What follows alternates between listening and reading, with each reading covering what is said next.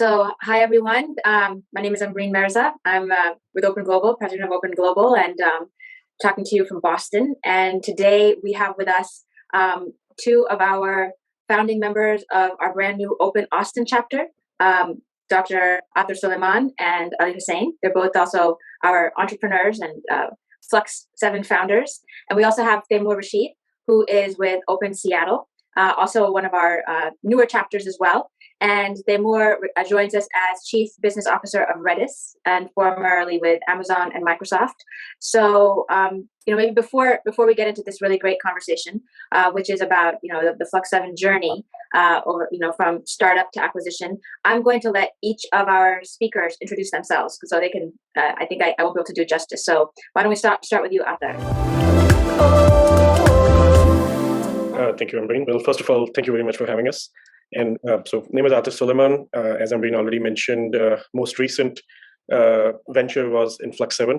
But before that, I have come from a long-winded journey coming from the academic side of the house and got my PhD and then was also teaching at UT Austin and then transitioned over to being a startup founder, which we're going to be talking a lot about. So I'll spare you the details for now.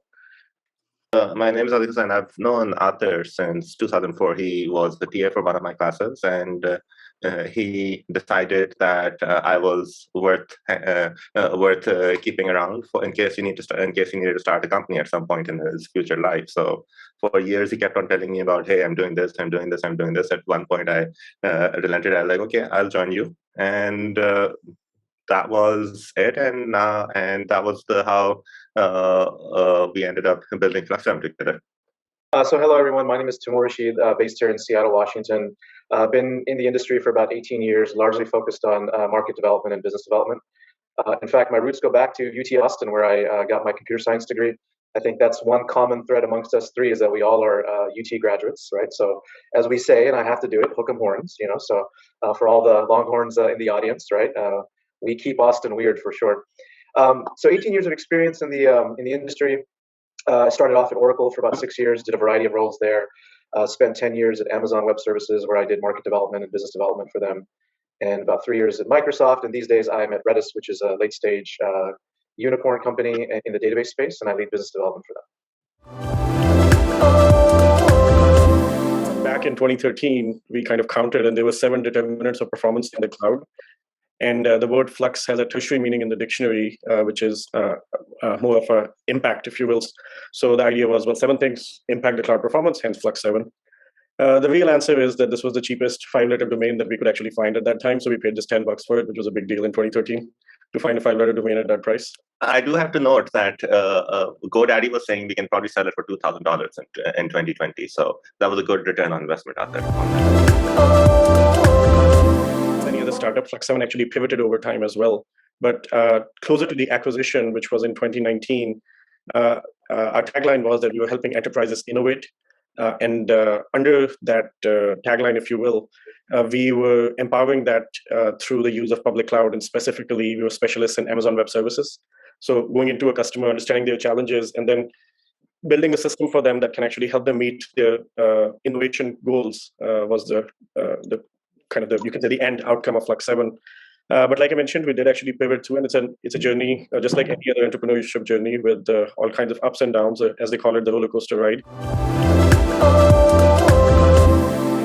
We built the teams was just based on solid engineering. There was just nothing else to it. We were hiring from the gig economy, which was unconventional, but it was also something that really allowed us to have the freedom and be able to really innovate fast. It's a very horrible thing to say in certain ways, but we didn't have the maturity to have a really strong interviewing process. But we're like, okay, let's just bring somebody in, let's start doing some stuff, and oh wow, this person is really rock star. Okay, let's start giving them more and more stuff. Oh, this person isn't really quite meeting our expectations. Well, let's not give them any stuff till they kind of fade away. So that was kind of in that sense, we weren't. It wasn't how it started out. It wasn't very human, but that actually really transformed, because as we started to develop the team, you had these group of people who were really good, who really enjoyed working with people who were really good, and you let them be really good. You let them work on really creative projects, which in which every project they're like trying to do something, and and things that have not been done before. Yes, to be honest, a diamond in the rough looks like a piece of glass. I don't think we really did a lot of trailblazing in terms of like. I think like we had nowhere near the kinds of money that Google or like any of the FANGs are able to pay. That's just the reality of it. But what we really did was create an environment where people wanted to be working. Like people took, I think, 30% pay cuts even to work with us, and there were a lot of people who wanted to be in that environment. They're like, there's more things. There are things that are more important than the money. And then one interesting point to keep in mind with AWS is, as the partner ecosystem started growing, one of the most important things that AWS did was they created these partner competencies. And this was a competency program where, with the thousands of partners that were starting to emerge in the AWS ecosystem, it was very important for AWS to identify, validate, and promote those partners that had specific competencies across the AWS platform, right? And I think this is where it's very, very interesting from the Flux7 perspective is, they were viewed from our perspective as a emerging consulting company. And they were literally contributing to the creation of this new category called DevOps, which at the time, the biggest scarcity in this whole DevOps realm was the training and the cultural and organizational change required by most companies. And so from our perspective, the growing set of DevOps tools was certainly there. There was a lot of mind share. There was demand within the enterprise companies to adopt this new philosophy. But the scarcity was with people that could actually teach customers how to do it. And this is where Flux7 partnership became very, very important from our perspective. They were solving a need. They were helping us form this category. And Aater, Ali, and the entire Flux7 team, they were constantly delivering to the point that not only were they contributing to customer adoption for us, but they were at the same time getting a fair amount of recognition, right? And so you can say freedom actually helped us a lot to experiment and with a lot of these new ideas that were not traditional in the services industry. So that's, you can say, going back, led to, or was one of the major factors why we did not take funding. What did actually trigger us to take funding was that we actually had some experiments going on, particularly around our go-to-market strategy, which scaling a sales operation is always expensive. And perhaps worth also mentioning, because I know that's going to be a question on any budding founder's mind, how do you actually get your customers if you didn't have a sales team? So we actually had a very unique strategy there too, where rather than doing your traditional professional services sales where people are getting on the plane and flying right and left, we used to do all of our sales remotely, start to finish. In fact, we signed contracts with the companies the size of McDonald's, having never met them in person. And the idea was that you basically demonstrated your expertise in your content that you put out on your website. So we used to have these tutorials and daily blogs that would go out. And customers would actually reach out to us, not the other way around. So literally not uncommon to open the mailbox and see an email from a Fortune 500 saying they want to talk to us with the story that they have been following our blog for years and now feel it's time to talk about a project. So, and then 2018, we were kind of going through that point of inflection where we had to break through certain financial barriers. And we had to build a sales team, and that required money. So that's when we decided we were going to actually raise some money, and then we did a It absolutely does. I always think that from an investor standpoint, you're trying to figure out kind of two things, and based on the investor profile, you'll see yourself gravitate towards one stage or the other, right? And so in any sort of startup journey, the earlier phases are all about product market fit, right? Just making sure that you've identified a problem, you've identified a working solution, right? Because those early formative years are really about experimenting. And this is absolutely what I really like about the way Aater and Ali approached it was a bit of an experimental lab, right? And sort of as an investor, my mantra is, hey, the earlier you can engage, the better, because you can really assess, is there a problem and is there a compelling solution that can address that? I think there was, part of it was that we did have some plans. And in fact, one of the things that I do want to part with here also for any emerging founders is that having your goals clear, not just a professional and corporate, but your personal goals clear in your head helps a lot as well. We did have some clear milestones that we wanted to make sure that we hit with the venture.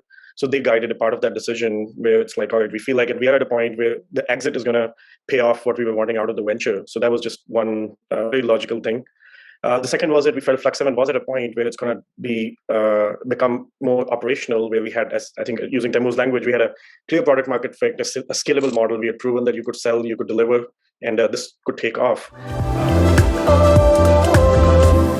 I would say, yes, there were changes. There was a lot more patience that you have to develop as an entrepreneur.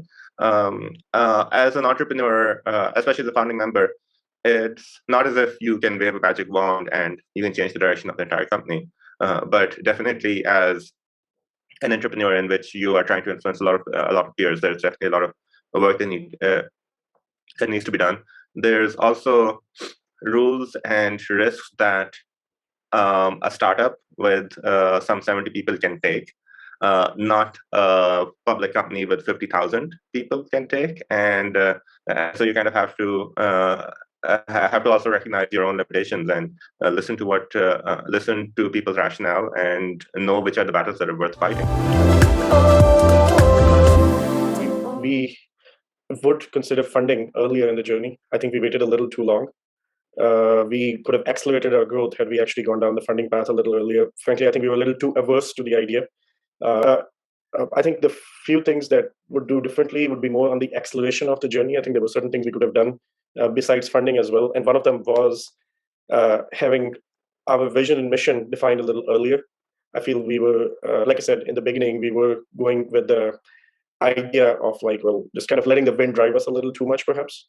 So that would be something be more deliberate, I think would be probably another thing I would do very differently. And, Breen, from my perspective, things that I would do differently, I still remember Aater and I met at one point. I'm trying to remember, maybe it was 2016 or 2017, when I really started to see Flux7 truly get on the map from the AWS perspective. And one thing that I wish I would have done differently was to convince Aater to raise money and actually invest in his company. We had that one point where I think we had several conversations over the weekend about whether he should go raise money or whether he shouldn't. And I was trying to softly convince him that he should. Now in hindsight, I wish I was a little more forceful with that. But hindsight's 2020. I think it was a good outcome for Aater, Ali, and the Flux7 team. And just given their strength is really around building products and doing the product market fit, and then eventually bringing other people around to scale it. I think they did really well for themselves. So I'm very proud of both of them and the team. What I generally see is that on one hand you have the Great Resignation, right, which is a real thing. I looked at my LinkedIn updates, and every day I see someone leaving the big tech, right? But at the same time, there's also this other way people have been looking at it. It was a great reshuffle, right? Because as much as people are resigning, there's also a lot of shuffling going on between big tech, late stage startups. People actually saying, you know what, I can create my own brand in my own business. And you have a lot of this creator economy that's happening as well too, which has a lot of underpinnings with Web3, to be honest with you.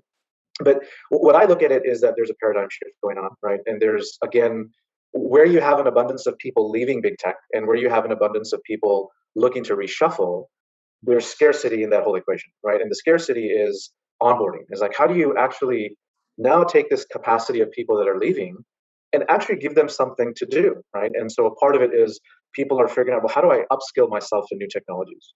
And then once I upskill myself, how do I then find a placement opportunity where either it's with another big tech company or with another startup company or even my own business, right? And so I think there's this very unique opportunity of capturing that capacity, helping them upskill, helping them onboard, giving them the tools that let them run their business, right? And I think that's where there's a very, very unique opportunity of companies that will emerge as a result of the paradigm shift, right? And the nature of paradigm shifts is they're very much like, physical seismic shifts that happen in the world. Is the landscape changes, opportunity arises. And that's where I think my biggest advice to people is be a very keen observer of the present so you can think about scarcity and abundance and find a future that you can create. Our first customer for our product actually came from an open event. So I think there's a really, we carry a lot of respect, if you will. We made a trip out from Austin to Open Silicon Valley event in, I believe, July of 2013. And we met Jay Daruwala, who was the CEO of YakTrack and was also attending all the way from Canada. And we ended up having a good lunch conversation that led to him becoming our first customer for our product. So lots of thanks there, obviously, kind of started to put us on the map. And then I think in addition to that, we also picked up some really valuable insights and folks who actually became our mentors over the years and helped us actually grow the business.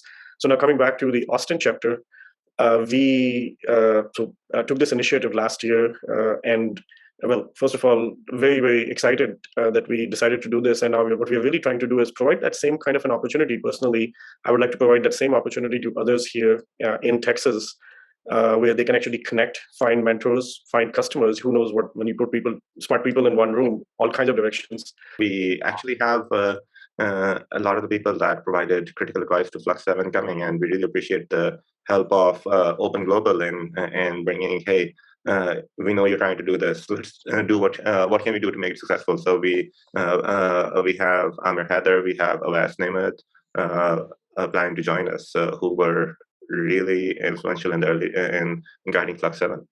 I can actually just say a few words about Open Seattle. We've been actually part of the Open Global effort as a regional chapter for a few years now. But really, last year was an interesting year for us as we decided to sort of revive and reboot with a number of different things. And so we're starting to build a community around it.